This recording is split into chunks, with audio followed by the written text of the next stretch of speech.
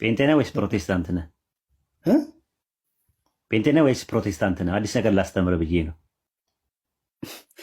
አንድ አይደሉም እንዴ? ምን እያልክ ነው? አይደለም አይደለም። ጴንጤ ሁሉ ፕሮቴስታንት አይደለም። ፕሮቴስታንት ሁሉ ግን ጴንጤ አይደለም። ልዩነቱን ልንገርህ።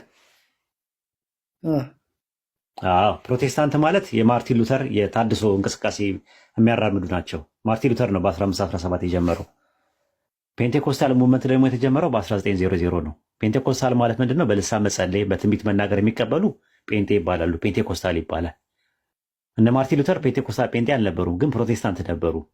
ፕሮቴስታንት ውስጥ ሆነው ጴንጤ የሆነ አለ፣ ካሪዝማቲክ ሙቭመንት ያላቸው እነ ሙሉ ወንጌል፣ እነ መሰረተ ክርስቶስ፣ እነ ገነት ቤተክርስቲያን ምናምን ነገር ጴንጤም ናቸው ፕሮቴስታንትም ናቸው። ጴንጤ የሆኑ ደግሞ ፕሮቴስታንት ያልሆነ አለ። ለምሳሌ ኦንሊ ጂሰስ ታውቃለህ? የሐዋርያት ቤተክርስቲያን የሚባሉት አ እነሷን ዩናይትድ ፔንቴኮስታል ቸርች ናቸው። እነሱ በውጭ ዓለም ጴንጤኮስቴ ናቸው። እነሱም ራሱ ጴንጤ ናቸው፣ ግን ፕሮቴስታንት አይደሉም። ስለዚህ ፕሮቴስታንትና ጴንጤ ይለያያል። አንተ ጴንጤ ነህ ወይስ ፕሮቴስታንት ነህ? አሁንም አልገባኝም። ምንድን ነው እኮ ፕሮቴስታንት ውስጥ ሆነ እሺ፣ ቀጥሎ ያነ ወይስ ተቋርጦ ያነ? አንተ ሴሴሽኒስት ነህ ወይስ ኮንቲኒሽስት ነህ? አንተ በሁለት ይከፈላል። እሺ፣ እሱን ከፍዬ ልንገርህ። ቀጥሎ ያነ ወይስ ተቋርጦ ያነ? የትኛው ነህ? ሰምቼው ነው አላውቀው ነገር እኮ ስለዛ ከሆነ አታውቁትም እኮ እምነታችሁን አታውቁም። ቀጥለውያን የሚባሉት በልሳን መጸለይ፣ ትንቢት መናገር ምናምን የመሳሰሉ ነገሮች ቀጥሏል። አይ ይሄ አሁን ላይ የእምነት ኢሳ ሆነ የአስተምሮ ልዩነት አላቸው ማለት እኮ አንድ ናቸው የሚለውን ነው። አያፈርሱም። እሱን አይደለም የምነግርህ እኔ አሁን መሰረታዊ ነገሮች በሶላ ላይ 5 ናቸው። ሶላ ፊዳ፣ ሶላ ግሎሪያ ምናምን የሚባሉ እኮ ሁሉም 5 እሱን ሶላዎች አሉ። አይቀበልም ይቀበላል። እሱ ላይ አይደለም ጥያቄ እኮ ታዲያ ምን ጥያቄ እሱ አይደለም እሱ ላይ አይደለም ጥያቄ አስተምሮ እኮ ቀጥሎ ያን ልዩነት እንዳለ አውቃለሁ። እኔም አውቃለሁ እሱ በልሳን መጸለይ፣ ትንቢት መናገር ትቀበላለህ? በልሳን መጸለይ ለምሳሌ በመንፈስ ቅዱስ ስጦታዎች አሁንም አሉ ብለህ ታምናለህ? አዎ። እንደዛ ካልክ አንተ ቀጥሎያን ትባላለህ፣ ወይም ደግሞ ኮንቲኒሺስት ትባላለህ በቴዎሎጂ ደረጃ። ተቋርጠውያን የሚባሉ ደግሞ ሴሴሽኒስት ይባላሉ ማለት ነው። በሐዋርያት ዘመን ብቻ ነው የሚሰራው፣ አሁን ላይ ልሳን አይሰራም ብሎ የሚያምኑ ፕሮቴስታንት ክፍሎች ውስጥ አሉ። ይህን አታውቅም? ለምሳሌ ካልቪን እንደዛ ነው የሚያምነው፣ ዚዊንግሊ እንደዛ ነው የሚያምነው፣ ያዕቆብ አርሜኔስ እንደዛ ነው፣ ማርቲን ሉተር እንደዛ ነው እምነታቸው የነበረው። በልሳን መጸለይ ምናምን የሚባሉን የአስተምሮ ልዩነት አውቃለሁ፣ ግን ያው ሁሉም በአንድ ተቋም ላይ ነው ያለው።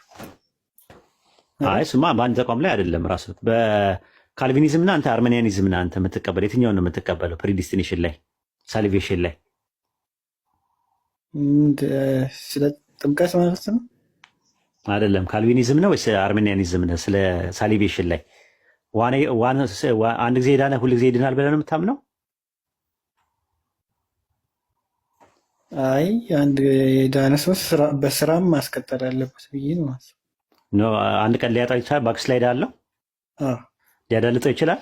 ኦኬ፣ አንተ እንደዛ ከሆንክ አርሜኒያኒስት ነህ ማለት ነው። ስለዚህ በጣም ነው ልዩነት ያላችሁ ማለት ነው። እሺ፣ ሊሚት አቶልመንትን ትቀበላለህ? ውስን ቤዛዎትን ትቀበላለህ? አንዴ ብቻ መዳን ይቻላል የሚሉት ምኖች ናቸው? እንደዛ የሚላሉ ዋን ሴፍድ ኦሌቭ ሴፍድ የሚለዋሉ። አዎ ካልቪኒዝም ይባላሉ እነሱ። አንድ ጊዜ ከዳንክ ሁል ጊዜ ትድናለህ። አንተ ያመንከው ካልቪኒዝም ፕሮቴስታንት ውስጥ ነው እንጂ ያለው ካልቪኒዝም ጆን ካልቪን የመሰረተው እኮ ነው። አላውቅም እንደዛ ይባል። ኦኬ፣ ስለዚህ አሁን አንድ ጊዜ የዳነ ሁል ጊዜ ይድናል የሚል ትምህርት አለ፣ ካልቪኒዝም ይባላል። ኢየሱስ ክርስቶስ ገሃነም ለሚገባ ለሁሉም አይደለም የሞተው ብለው ነው የሚያምኑት እነሱ። ለተመረጠው ብቻ ነው የሞቱት። ዓለም ሳይፈጠር ዘመን ሳይቆጠር በፊት ፈጣሪ አስቀድሞ ለገነት የወሰናቸው ሰዎች አሉ። ለእነሱ ብቻ ነው ክርስቶስ የሞተው ብለው ያምናሉ። ያ ምን ይባላል? ሊሚትድ አቶንመንት ይባላል፣ ውስን ቤዛዎት ይባላል። አርሜኒያኒዝም ደግሞ የሚያምኑት ለሁሉም ሰው ነው ክርስቶስ የሞተው የሚል ነገር አለ። አንተ የትኛው ሆነ? ክርስቶስ ለሁሉም ነው የሞተው ወይስ ለተመረጡት ብቻ ነው? ለሁሉም። ኦኬ፣ ለገሃነም ለሚገቡት ክርስቶስ ሞቷል? ገሃነም ለሚገቡ ሰዎች ክርስቶስ ሞቷል ወይ? ለሁሉም ዓለም ላይ ፍጡር ለተባለ ታዲያ ገሃነም ለምን ይገባሉ? ገሃነም ለማዳን አይደል የሞተው? ስላላመኑ ስለሆነ ይገቡት እኮ። አይ ግን እዛ ለሚገቡት ሲሞታል እንትን ብሏል ወይ? ምንልህ እዛ ለሚገቡት ሞቷል ኢየሱስ? ገሃነም ለሚገቡት ሞቶላቸዋል? የሞተው ለሁሉም ነው፣ ግን አምነህ የምትድነው ደግሞ በራስህ ነው። የምርጫ ጉዳይ ነው። የአዳም ኃጢአትና ሞት የምርጫ ጉዳይ ነው ወይስ በውርስ የመጣ ነገር ነው። የአዳም ኃጢአት የአዳም ኃጢአትና ሞት በሰው ልጆች ላይ የመጣው የምርጫ ጉዳይ ነው ወይስ ደግሞ በእንትን ነው ጄኔቲካል ነው? ሞት የወረስነው ሞት ነው የምትለው? ሞትና ኃጢአት ያለ ፍላጎት ነው የወረስከው? በፍላጎት ላይ ነው? በምርጫ ነው አይደለም። ለምንድን ነው ያለ ምርጫ የሆነው? የአዳም ኃጢአትና ሞት ወደ አንተ የሚሻገረው በምርጫ ነው ወይስ ያለ ምርጫ ነው የሚሻገረው? ነገርኩህ እኮ ያለ ምርጫ ነው። ታዲያ ክርስቶስን አምኖ የዘላለም ሕይወት የማግኘት ለምንድን ነው የምርጫ ጉዳይ የሆነው?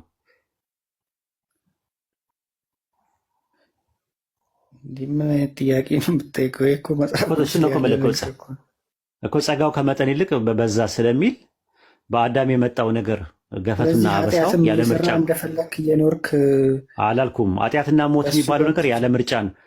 እሺ ቀለል ላድርግልህ። ሰው ኃጢአት የሚሰራው ኃጢአተኛ ስለሆነ ነው ወይስ ኃጢአተኛ ስለሆነ ነው ኃጢአት የሚሰራው? የትኛውን ነው? ምን ሰው ኃጢአትን የሚሰራው ኃጢአተኛ ስለሆነ ነው ወይስ ኃጢአትን ሲሰራ ነው ኃጢአተኛ የሚሆነው? ኃጢአትን ሲሰራ ነው። ሰው ኃጢአተኛ ስለሆነ አይደለም ኃጢአት የሚሰራው አይደል?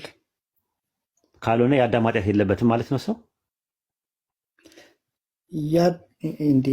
የአዳም ኃጢአት ስትል እኔ አልገባኝ።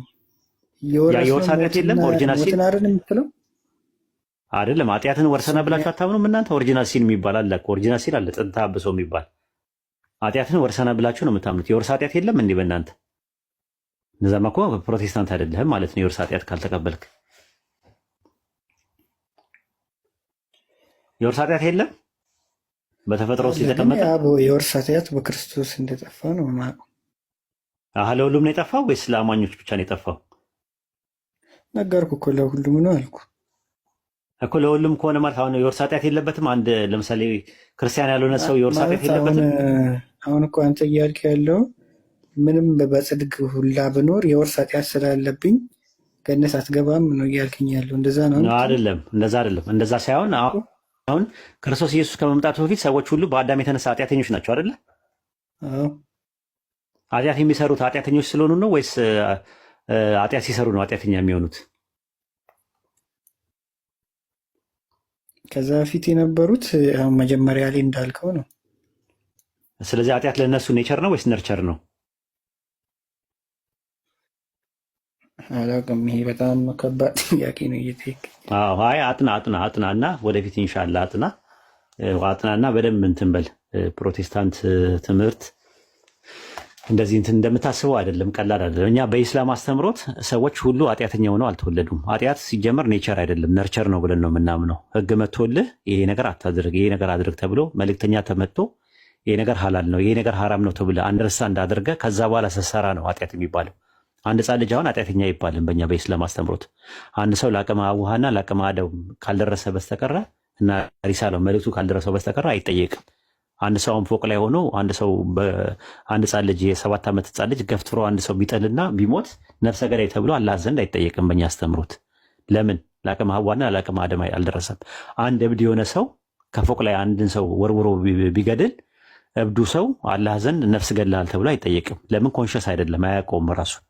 ስለዚህ ሞራል አካውንታቢሊቲ የሚባለው ነገር ግብረ ገባዊ ተጠያቂነት ከአንተ ጋር ኔቸር ሳይሆን ነርቸር የሚባል ነገር አለው። ፍሪዊል ላይ የተመሰረተ ነገር ነው። ማወቅ አለብህ። ከእውቀት ጋር የተያያዘ ነው። በቁርአን ላይ በሱረቱ ለአሕዛብ ምዕራፍ 33 ቁጥር 6 ላይ እንደዛ ነው የሚናገረው። ሳታውቁ በምትሰሩ ነገር ኃጢአት አይሆንባችሁም፣ ልባችሁ እያወቀ በሰራችሁት ነገር ኃጢአት ይሆንባችኋል አለ። ሱረቱ ኢስራ ምዕራፍ 17 ቁጥር 15 ላይ ደግሞ መልእክተኛ እስከምንልክ ድረስ የምንቀጣ አይደለንም እናል። ስለዚህ ኃጢአት ማለት አላህ አታድርግ ያለውን ነገር መጥፎ ነገር ማድረግ፣ አላህ አድርግ ያለውን መልካም ነገር አለማድረግ ኃጢአት ይሰኛል ማለት ነው። ከዛ አንጻር ነው ኃጢአት ማለት የአመፅ ነው ራሱ። ይሄ ነገር አድርግ፣ ይሄ ነገር አታድርግ ተብሎ መዋከማት፣ ይሄ ነገር ፈርድ ነው፣ ይሄ ነገር ሙሳብ ነው፣ ይሄ ነገር ሐራም ነው፣ ይሄ ነገር ሐላል ነው ምናምን ተብሎ ተነግሮ ያንን ነገር ስታስተባብልና ስታምፅ ኃጢአት ይባላል ማለት ነው። ያ መልእክት ውስጥ ካልደረሰ ድረስ አትጠየቅም። የውርስ ኃጢአት የሚባል ነገር በኔቸር ሲጀምር በኔቸር ውስጥ ካለ በተፈጥሮ ውስጥ ካለ አንተ ላለማድረግ ትችላለህ እንዴ? በተፈጥሮ ውስጥ ኃጢአት የሚባል ነገር በውርስ ነገር ከመጣ ማለት ነው። እንዳንተ ትምህርት ማለት ነው። ደግሞ ሲጀመር ጀምሮ አዲስ ኪዳን ላይ ኢየሱስ ከመጣም በኋላ የውርስ ኃጢአት የሚባለው ነገር አልቆመም ራሱ ይቀጥላል ራሱ ውጤቱ። ምክንያቱም የኃጢአት ደሞዝ ሞት ነው ስለሚል እስክትሞት ድረስ አይለቅህም። ለምን? የያዝከው አካል ራሱ አዳማዊ አካል ነው። የያዝከው አካል አዳማዊ ነው። የክርስቶስን አካል አይነት የምትይዘው በትንሣኤ ቀን ነው።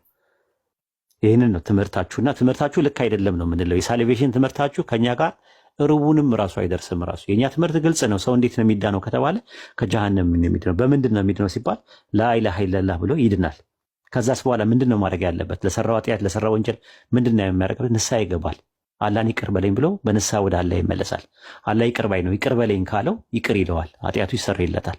በዚህ መልኩ ነው። በተረፈ የአዳምም ክርስቶስም በእኔ ህይወት ላይ በመጥፋቴም በመዳኔም ድርሻ የላቸውም። ምንም ድርሻ የላቸውም። አዳምም እኔን አይመለከተውም።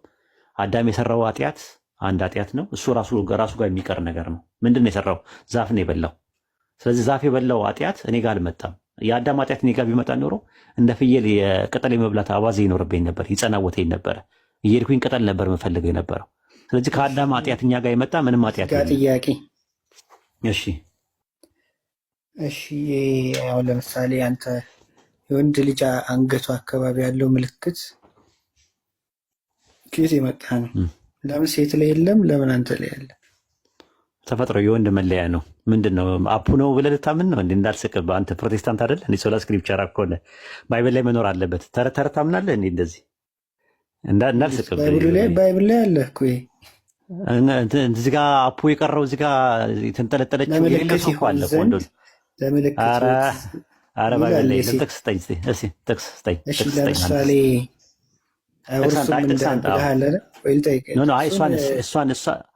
መጀመሪያ ይችን እንጨርስና ቆይ አንተ ሶላ ስክሪፕቸር አይደለ እንዴ? 66 ብቻ ነው የምትቀበል። ተረት ተረት እንደ ኦርቶዶክስ ትቀበላለህ እንዴ?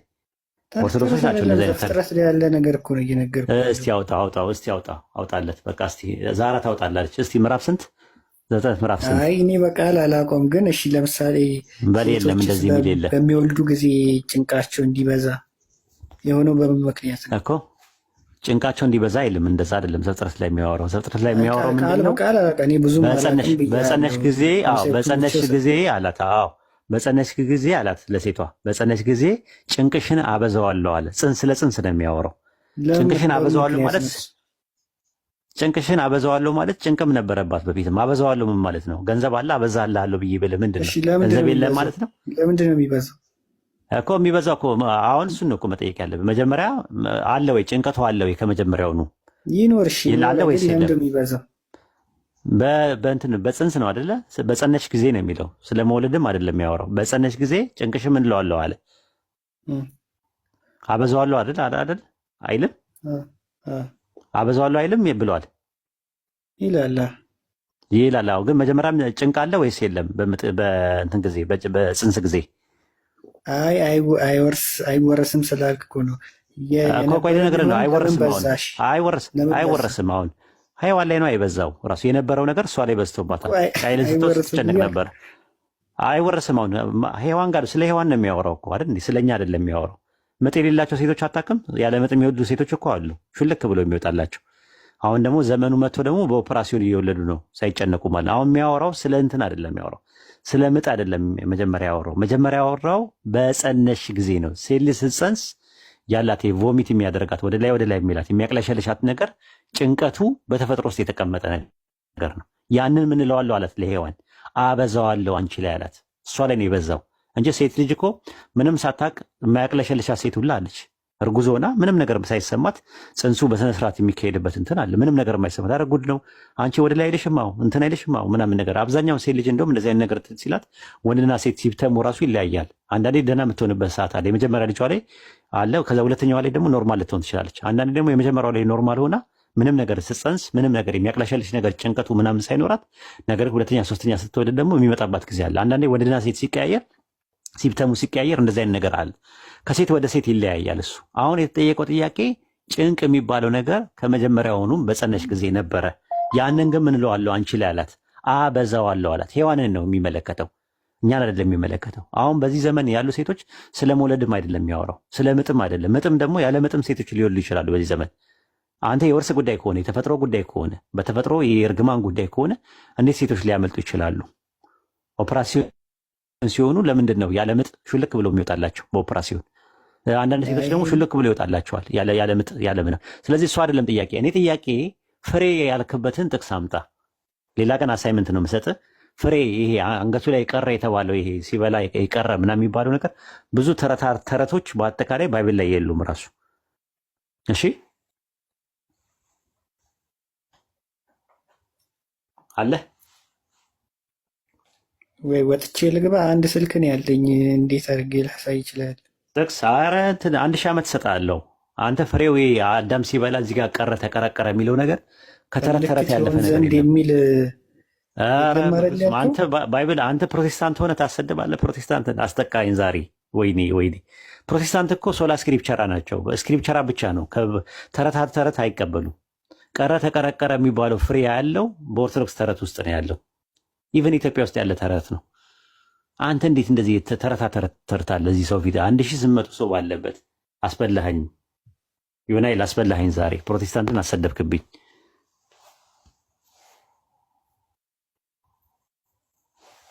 ወጣ